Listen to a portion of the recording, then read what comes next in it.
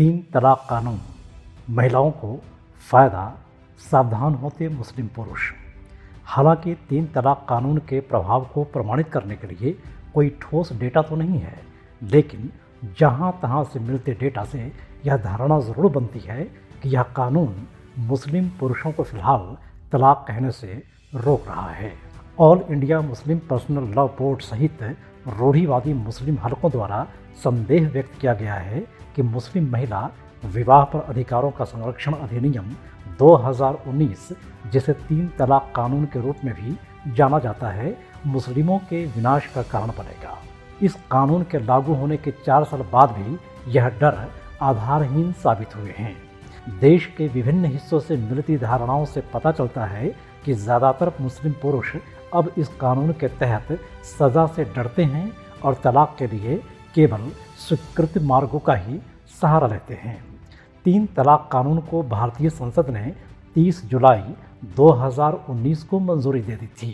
हालांकि कुछ मौलवी अब भी इस अधिनियम की अवहेलना कर रहे हैं और जोड़ों को सलाह दे रहे हैं कि शरिया अनुपालक तत्काल तीन तलाक वैध रहेगा, क्योंकि इससे सभी 4 प्रचलित इस्लामी विचारधाराओं हनफी, शफ़ई के फुकाह, हदीस व्याख्याताओं के बीच हनबली और मलिकी इज़्मा की मंजूरी प्राप्त है।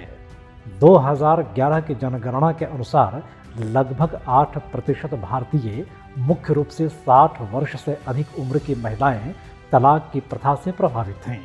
यद्यपि हिंदुओं की तुलना में मुस्लिमों में तलाक का चलन कम है, फिर भी एक बार में 3 तलाक कह देने की प्रथा तूल पकड़ती रही है और इसमें सुधार के लगातार वादों के बावजूद इस समुदाय के नेता विरोध न करते हुए भी इसे किसी न किसी तरह से टालते रहे हैं। 3 तलाक या तलाक बिद्दत ग्रामीण और शहरी दोनों क्षेत्रों में प्रचलित है। दिलचस्प बात यह है कि कई मौलवियों ने इसे इनोवेशन या पाप कहा है, लेकिन फिर भी उन्होंने इसे वैध माना। एक अन्य प्रथा जिसे निकाह हलाला के रूप में जाना जाता है, जो कि एक रात के लिए एक उद्देश्यपूर्ण शादी है ताकि तलाकशुदा महिला को पहले पति से दोबारा शादी करने में सक्षम बनाया जा सके, इसे भी इस मुद्दे से जोड़ा गया है। तत्काल 3 तलाक से निपटने वाले कई अदालती मामले हाल के वर्षों में संबंधित पक्षों की दलीलों और बाद में न्यायाधीशों की टिप्पणियों के कारण मीडिया की सुर्खियां बने। इस प्रथा के शिकार एक तलाकशुदा मुस्लिम महिला शायरा बानो ने बहु विवाह, निकाह हलाला और तलाक बिद्दत सहित 3 प्रथाओं को असंवैधानिक मानने के लिए सुप्रीम कोर्ट में लिखित याचिका दायर की थी, क्योंकि वे संविधान के अनुच्छेद 14, 15, 21 और 25 का उल्लंघन करती हैं। बेवा कलेक्टिव एंड भारतीय मुस्लिम महिला आंदोलन BMMA जैसे महिला अधिकार समूहों ने बानो के समर्थन में रैली की और इस प्रथा को समाप्त करने का आह्वान किया।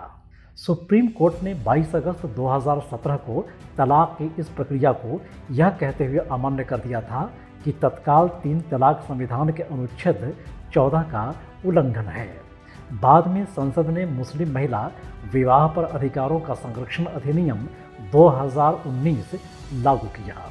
यह कानून निम्नलिखित प्रमुख प्रावधानों को तय करता है। जो भी मुस्लिम पति अपनी पत्नी को इस तरह तलाक देगा, उसे जुर्माना और 3 साल तक की जेल की सजा होगी। न्यायपालिका द्वारा परिभाषित अपने पति से अपने और अपने बच्चों दोनों के लिए एक निश्चित राशि की मदद प्राप्त करने का अधिकार एक विवाहित मुस्लिम महिला को है, जिसे तलाक सुनाया गया है। यदि उसका पति तलाक देता है तो एक विवाहित मुस्लिम महिला को अपने नाबालिग बच्चों के संरक्षण पाने का अधिकार है, जैसा कि मजिस्ट्रेट द्वारा मूल्यांकन किया गया हो।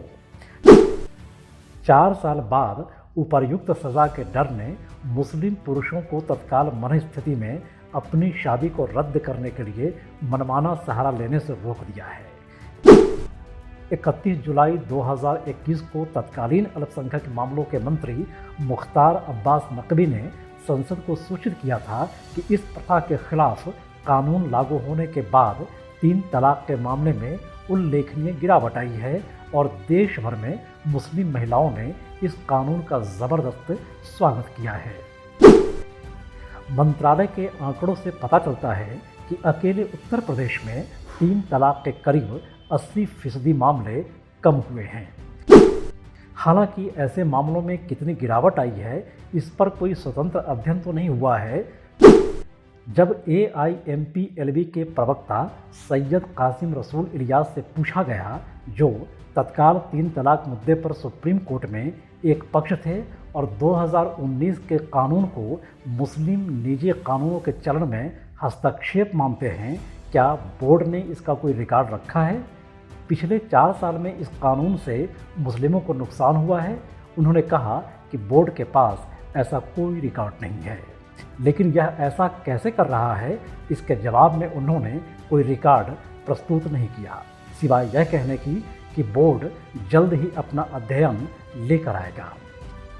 इसी तरह प्रमुख मदरसा जामिया अशरफिया आजमगढ़ के मुफ्ती निज़ामुद्दीन ने कहा कि वह संसद द्वारा बनाए गए इस कानून पर कोई टिप्पणी नहीं करना चाहेंगे, लेकिन वह अब भी लोगों से कहते हैं कि एक बार में 3 तलाक फुकाह की राय के अनुसार वैध है और लोगों को ऐसा करना ही चाहिए, उनके शरीयत के लिए अनिवार्य है।